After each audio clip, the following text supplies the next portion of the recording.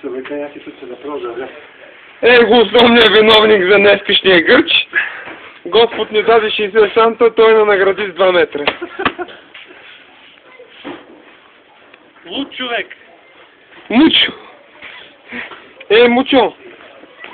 Снима обстановката и хората. И как ми се развихрили тук в отпадък. Снимай там. Виждате ли човешки условия на труд? Кажи коя дата с 19 февруари свинецка и гледай. Вижте, 19 февруари. Обесването на Свилецка, вижте. Това са българи! Да не си помислите, че са някакви други. Поп Кръстю, го! Обесина! Ето двама луди, които вършат леко безмислена дейност. По-далеч! Вижте, особено това е в дясно. Не да му вкарали адреналин. Разпени се, разпени на това става само от чаша мляко. Виж, аз колко съм ентусиазиран. Четири филии с кашкавал. Виж колко съм ентусиазиран. Колко са ми големи лопати. Вижте го това. Скорост, просто скорост. Филма скоро като сте гледали, същото е това.